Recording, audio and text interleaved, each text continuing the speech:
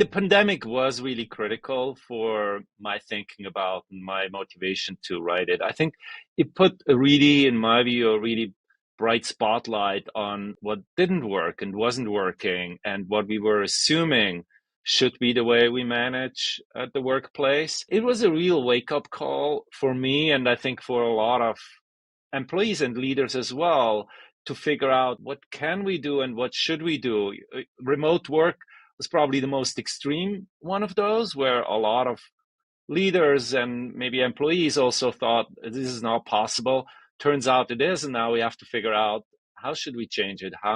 What's the right level? At that moment, I thought, why not combine the insights that I get through my teaching of business strategy, my research on what motivates humans at work, and the insights I gained from a new elective that I started on the future of work. So that then made me motivated to bring like everything together at the intersection of strategy, human motivation and behavioral economics, and the future of work.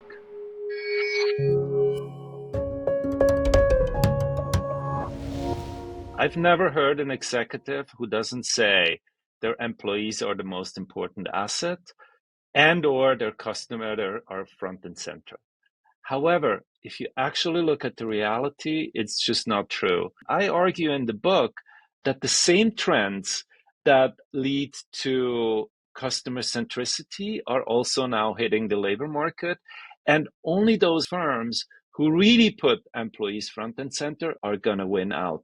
If you look at engagement level across organizations, it's just not true that all organizations put their employees first. There's, according to Gallup, about 67 something percent of employees are disengaged at work. This great resignation, which kind of keeps on going to a certain degree, just shows that we're not doing what we're supposed to be doing. Or 100 plus years of scientific management just shows that, we thought about labor as this cogs in a machine and not really as like human beings that we have to treat differently, humanized, in order for the businesses to thrive. So while I think, Raju, many organizations, and not just McKinsey, are saying we care about customers and we care about employees, not many actually do the hard work on both sides. I think the customer-centric revolution showed that now a few companies actually put the hard work on the customer, and I'm going to argue that we should do the same for employees, and that every organization who will do so will thrive as a result.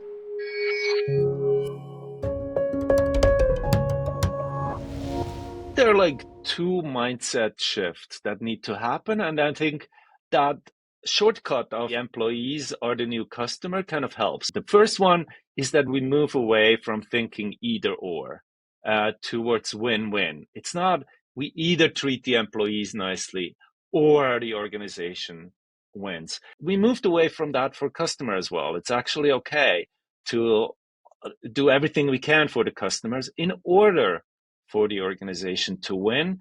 And the same should be true for the employees, because both customers and employees are a really important part in how value gets created. So the first mindset shift is moving from either or to win-win.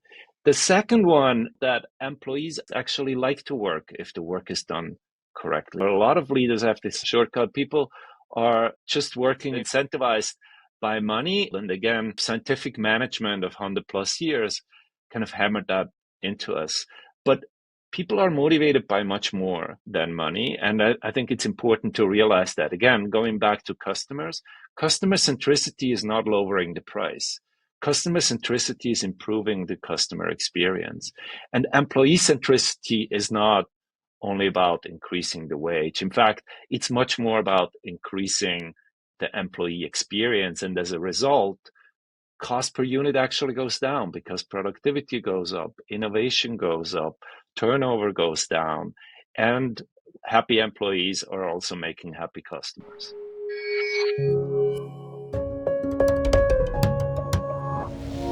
I think data is key. And if we think about customer centricity, data is a big part of that. I can now understand what my customers want. Now, when it comes within the organization, we're doing some of the surveys, but if the surveys get ignored and I know that they get ignored, I'm just annoyed. I mean, then it's just a waste of time. So I think when you think about data within an organization, there is first analytics that just comes from without even doing surveys. Who's talking to whom? What are they doing? Performance data that we can actually use in figuring out how to tailor the experience. Once we actually take the surveys, the employee insight work seriously, I think the employee then understand that that's just not a waste of time. That actually has a real impact, as it has with all the customer insights that we gather through focus groups and customer journeys. And if we do that for our employees as well, and it's not just a waste of time that gets ignored, and it's done on a regular basis, I think then it really have an impact, and the people are not going to be annoyed with having to actually have a voice in how the workplace is going to be shaped.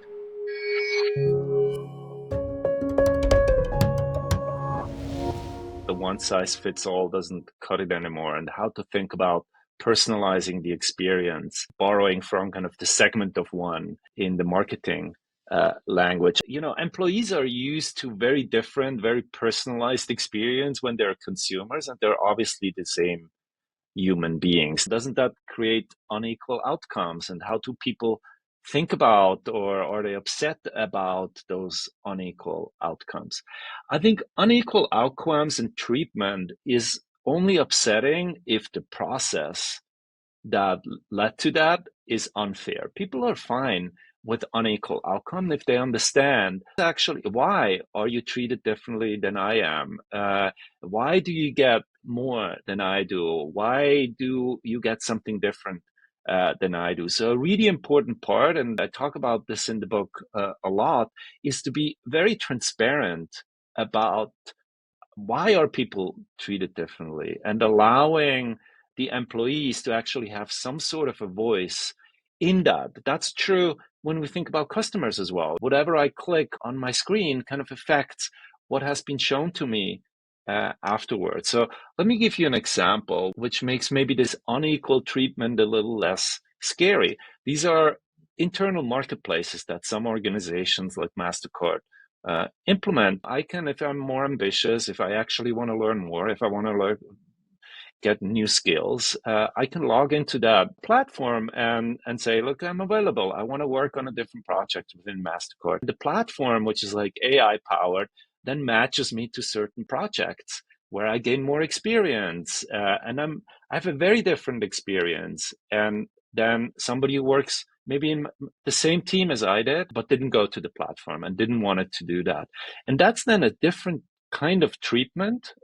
My work actually looks very different than somebody who has the same job positions, works in the same group as I did, but is not on that platform. Some of them, after time, the skills that I developed will affect what projects I'm going to get. So kind of the opportunities that I'm having are very different.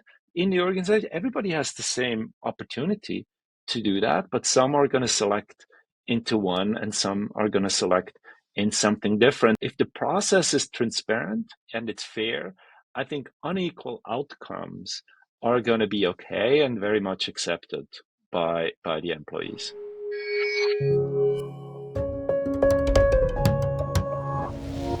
Many employees, when they think about HR, they don't think about them as like partners, and they actually help them, because unfortunately in many organizations what the HR became is kind of compliance, rule enforcing, and controlling, and nobody likes this, and it's definitely not something that instills trust. So what needs to happen in employee-centric organizations is that the HR executives really need to start becoming strategic partners and not just compliance officer. That means that they need a large enough seat at the table to actually do that. And again, if I want to stress kind of what happens with customers, marketing executives became a much more important part in those organizations that are customer centric. And that needs to happen for people officers or talent managers as well. And I met over the years many HR executives who are fully ready to do that. They're completely on board. They just need the right amounts of support in order to have that role that moves away from just compliance and control to actually being partners that the employees then feel like they really help us to create a better work environment.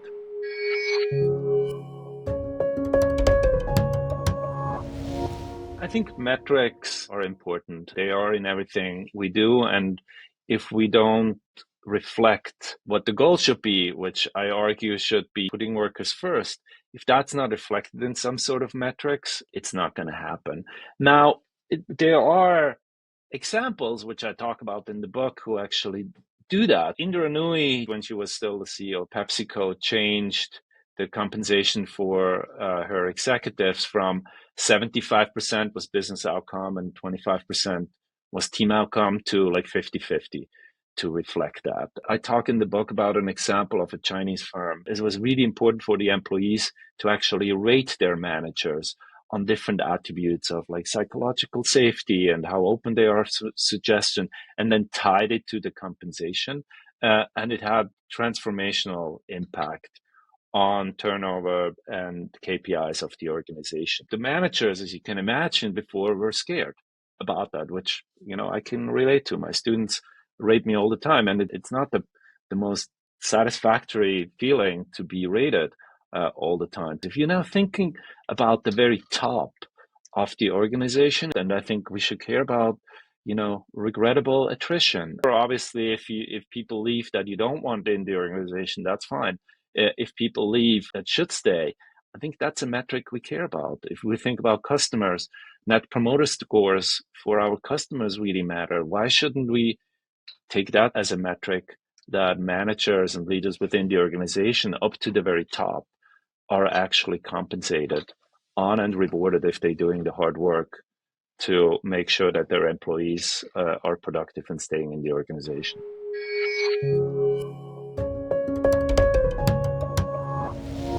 The remote work change or discussion really is at the center of how we also think about squaring the needs of the employees and thinking about what's good for the organization. In the book, I talk about 4 motivators that motivate people at work, and 2 are really relevant for this remote work. One is what you mentioned, is what I call working together works, that like having those social interactions are critically important. And the other one is autonomy and flexibility, which is the flip side. Shouldn't everybody be very flexible and not have to come to the office all the time? I mean, I'm a big proponent of a hybrid approach. If you think about even those moments together in the office, I don't know what we call those, water cooler moment or kombucha tap moments or whatever it is. If you think about those, first of all, we're not doing 40 hours of that.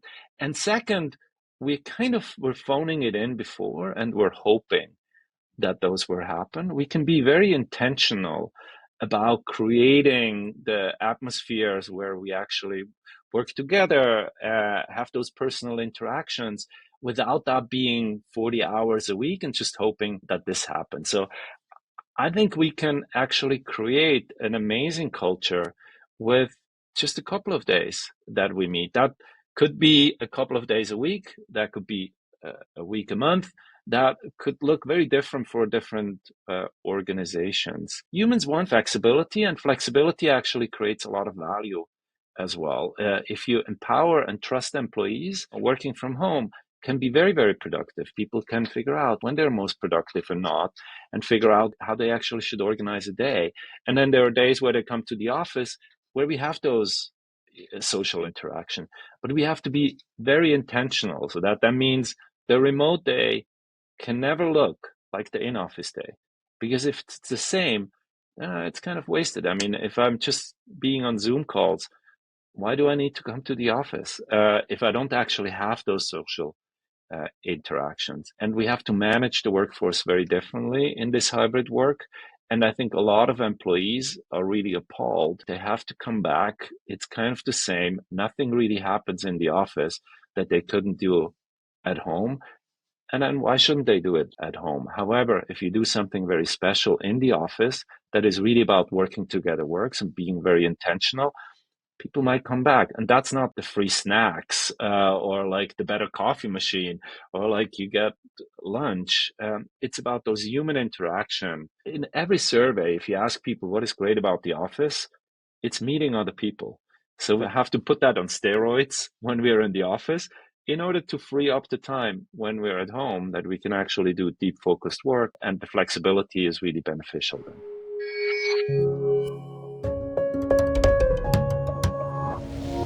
I talk in the book about Lego who actually reconfigured their office with that in mind. Because what they thought about, like, it's not about the job, or do we do need to do the job in the office or at home? It's about certain tasks. Where are like the tasks that I need the team in the same room? It's very productive. And what tasks do I actually don't need anybody? And so they did a study on how much time does every single individual spend on times that are like social, alone? And then they took the hybrid work into account and then reconfigured the whole office space to kind of have the right balance of, spaces that are really conducive to having teamwork and having brainstorming sessions. Obviously, if I'm in the office, sometimes I also need like private space, but not as much because a lot of the private stuff I do now at home, where I can focus the physical space has to change as well when we're now thinking about certain tasks need more what I call working together works, and certain space mean more autonomy, empowerment, and kind of more deep focused work as well.